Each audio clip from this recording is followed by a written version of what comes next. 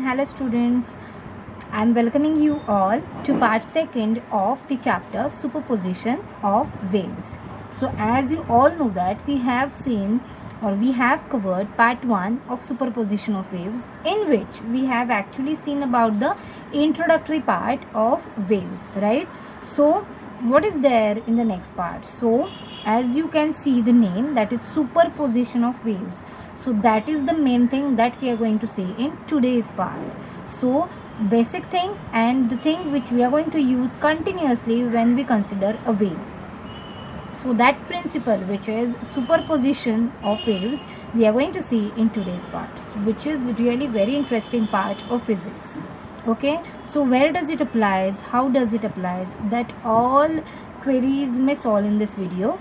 So let's quickly move towards our part, which is superposition of waves part 2.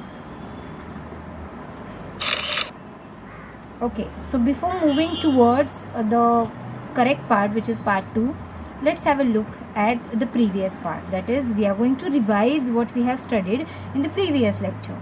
Okay, so as I said that we have studied about the introductory part of waves, not superposition.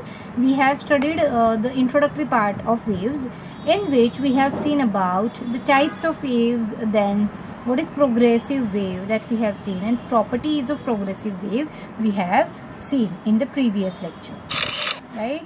So let's have a look here.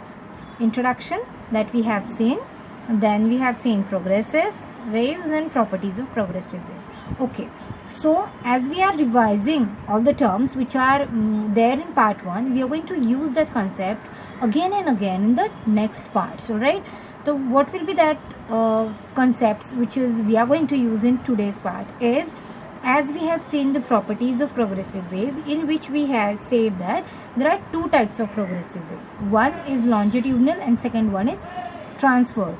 We have already studied all the concept which is related to both of them, that is longitudinal and transverse. Okay, so let's not move towards that. I just wanted to tell you that we are going to clear the concept which is there to use for the progressive wave. Okay, so as we said that all particles which are there in the wave performs SHM, right?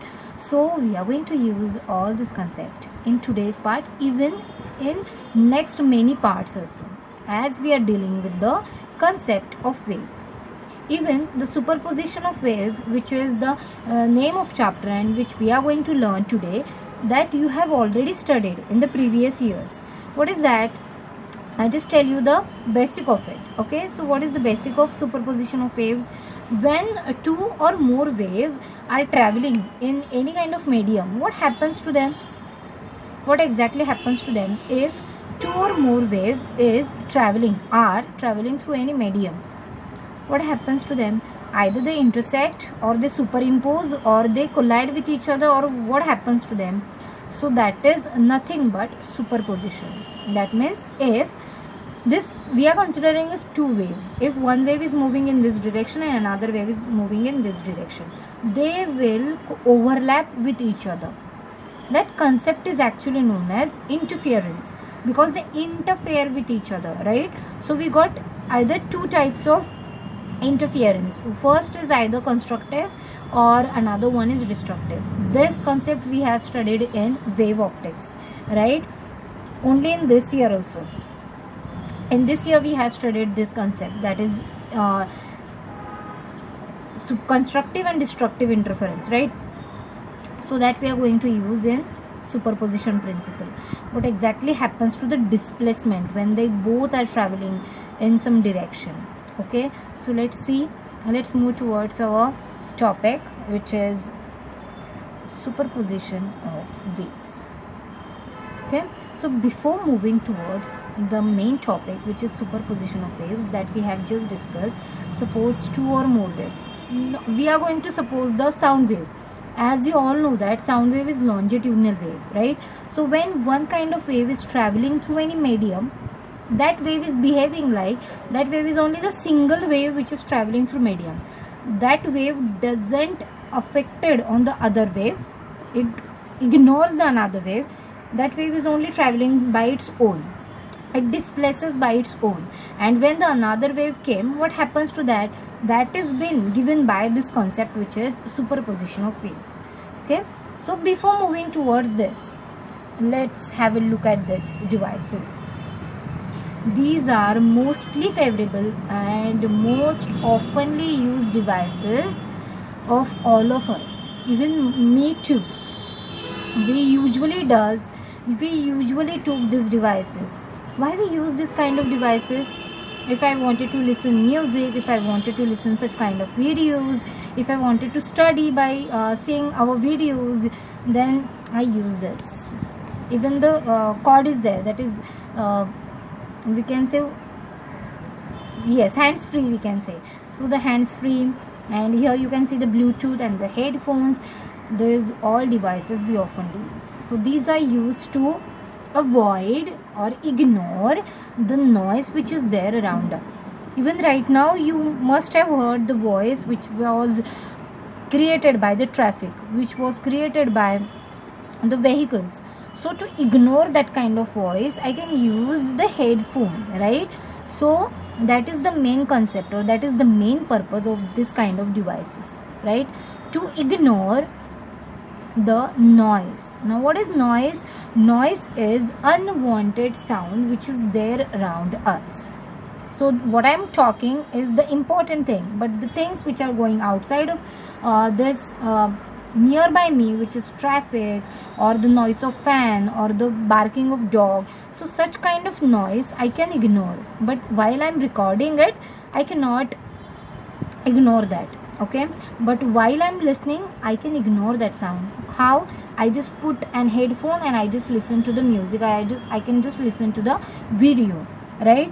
So this kind of devices, while we are going to buy such kind of devices, what kind of features we are really searching for?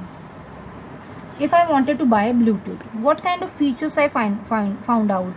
First one is branded, second one is noise cancellation feature. I just wanted a noise cancellation and battery backup, right? So such features are really important, and we used to find out the best one amongst us, and the best one is nothing but the noise cancellation feature. So how noise can be cancelled out, and how we can hear only the thing which is there inside the video, how it can be possible? So let's see how it can be possible. Okay, so here with the main concept, which is superposition of waves, in which we are going to see what exactly happens to the headphones, to the Bluetooth, or the feature which I told you, that noise cancellation feature, how it does happens. Okay, so as I told you that, consider a sound wave which is traveling in medium, and that wave is the only one which is traveling inside the medium. That wave doesn't care anyone is traveling inside that medium or not. And if the another wave came, what will happen to it? If one wave is traveling this and another wave is traveling in this direction, they will overlap with each other. So they will either create interference. There are two types of interference, constructive and destructive. So either they will produce constructive or they will produce destructive interference. So that will be the secondary part. First of all, what will happen? They will overlap. So what will happen to the displacement of them? So the displacement is nothing but it should be carried out by the individual wave, not the sum directly, or not the mixture of both of them. We have to calculate displacement of one wave and displacement of another wave, and we are going to add both of them. Then we'll get the resultant displacement. Why is it so? And we have to consider the direction also. Why is that so? Let's see. We are going to see the principle which is there on the slide.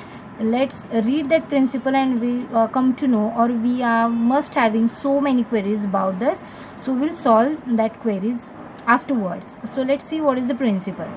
When two or more waves traveling through a medium pass through a common point, each wave produces its own displacement at that point, independent of the other wave. The resultant displacement at that point equal to the vector sum of displacement of the individual wave at that point. As I right now say that if one wave is moving, just here there is one important point is there, that when two or more waves traveling through medium through a common point, okay, so they are through a common point, and when each wave produces its own displacement, that has to be calculated first and the second one will be calculated afterwards, and then we are going to check sum of them. The resultant displacement of that will be equal to vector sum of displacement of individual waves. Okay, so as I told you, after reading or after discussing this principle, you might have some queries. So here are some questions which may arise in your mind. The first one is, why we should add the individual displacement by considering their directions? So why should we add by considering their direction? So this question may arise in your mind. So answer is, we have to or we must add the individual displacement by considering their directions, because we are calculating displacement, which is a vector quantity. So as displacement is vector quantity, so we have to consider magnitude as well as direction. So here is the answer for that we must add the individual displacement by considering magnitude as well as by their directions. Okay, so now even the another question may come in your mind, which is, what happened to the nature of individual wave? If two or more wave is overlapping with each other, what happens to their nature? Does they change or does they remain same? What will happen to them? So the answer is, the nature of individual wave will remain same. The wave will remain as it is. There will not be any kind of change in individual waves. Nature will not change. Okay, we are going to see this concept by looking at GIF, some GIF, so you will come to know exactly about it. So don't worry about it if you're not getting this. Then the third question which arises is, does it applies to all the waves? So the answer is yes, it applies to all the waves, like sound waves, like light waves. If we are creating a wave by using a string, so it applies to all the waves. Okay, so superposition principle is applicable for all kind of waves, and it gives rise to the new phenomena which we have already discussed, which is interference. Okay, so this is the basic of waves. So while we are studying waves, we have to consider amplitude, wavelength, frequency, and then superposition principle. Okay, so which is really very important principle. All right, so let's have a look. When two waves, let's see, superposition of two waves, pulses of equal amplitudes and same phase moving towards each other. Now superposition of two waves we are going to see, which are having equal amplitudes and same phase, both are having same phase and they are moving towards each other. So what will happen to them, that we are going to see.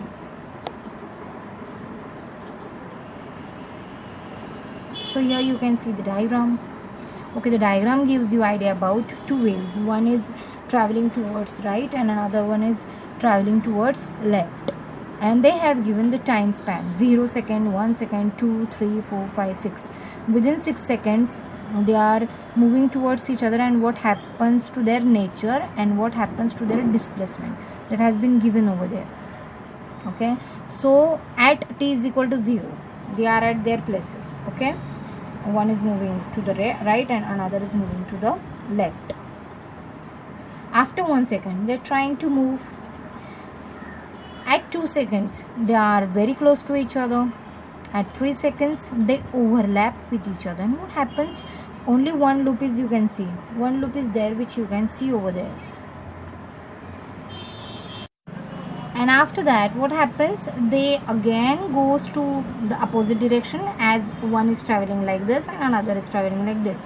So they move forward, and at t is equal to 6 seconds, you can see the same position which is there at t is equal to 0. So if you are not getting by this diagram, I just have another one. By looking at that, I don't think if you are not going to get it. You can see over here. What is happening? Two waves are coming together, they are forming one loop, and they again move forward by their directions, individual directions. Okay, so what happens? So at that point, displacement is maximum actually, right? Yes. So this kind of interference is actually known as constructive. Okay, so let's see what happens if they are having opposite phases. Right now we just seen that superposition of waves having equal amplitude but same phase, right? Now we will move towards the next point, in which we are going to see about superposition of two waves of equal amplitude but opposite phases, and they are moving towards each other. Okay, so let's see. So here you can see the diagram, in which you can see the first one, which is at t is equal to 0 seconds, they are out of phase. One crest for one, first wave is like this, and a trough is there for another, right? So they are out of phase, opposite in phase. So at t is equal to 1 seconds, they come closer. At t is equal to 2 seconds, what will happen to them? Are they producing a single loop? No, they becomes a straight line. So it will be a straight line, so displacement will be cancel out with each other, so that will be 0 actually. And after some time, which is after 1 second, that is at t is equal to 3 seconds, you can see they again go back with their own positions. So nature have not changed. So nature has not changed. The waves remains like the previous. Okay, so even I have GIF for this, which you can see over here. What happens? It becomes a straight line, right? Yes. And again they go back to their position, real positions. So this is what happens when two waves which is having different phases or opposite phases, not different, opposite phases meet with each other. This kind of phenomena can happen over there. Okay. So before moving towards the next point, I will just come to the first slide, in which I just ask you that we used to this apparatus or these devices we use, that is Bluetooth or headphones or cord, we can say. So these devices we usually took, right? Now, as I told you that what exactly happens in that devices, so the noise will get cancelled out.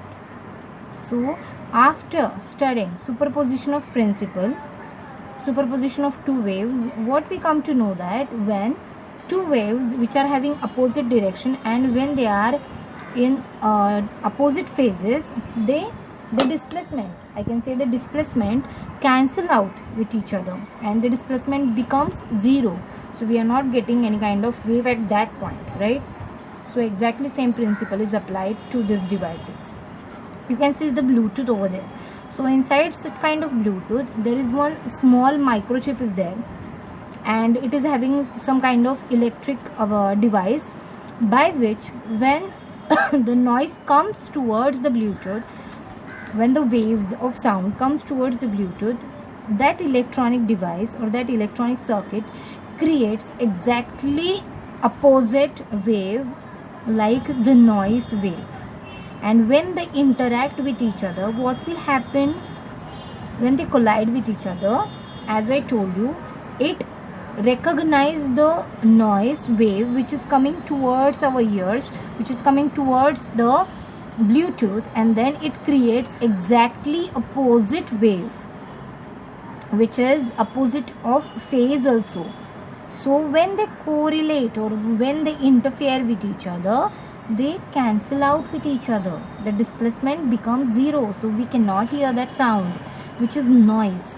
So inside that Bluetooth, there is one small electronic device is fitted at that, which creates the wave of same kind but oppositely magnitude which is having, and out of phase should be that, and then it cancel out the displacement so that we cannot hear the sound.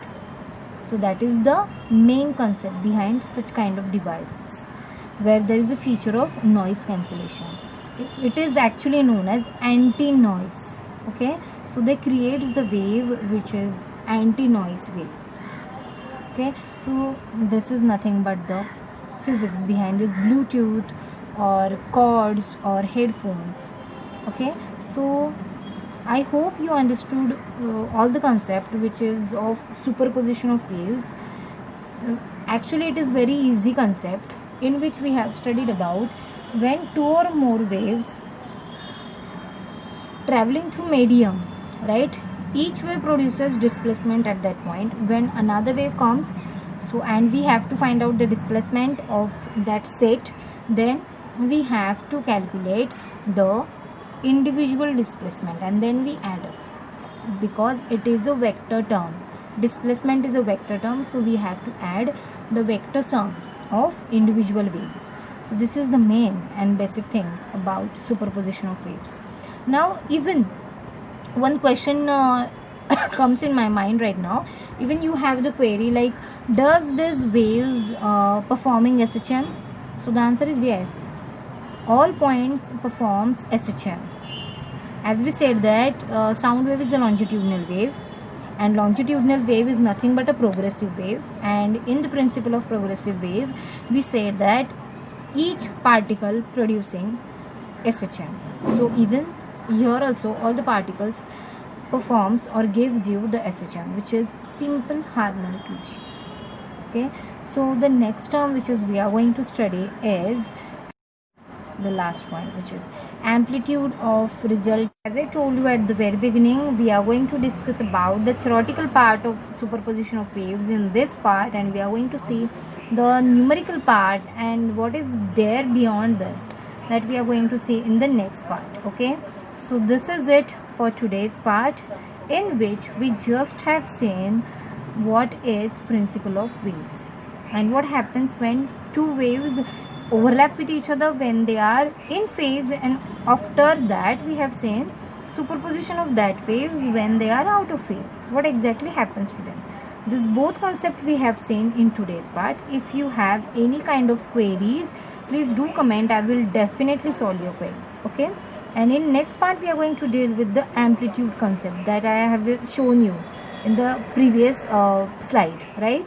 So I hope you got this, and thank you so much for watching.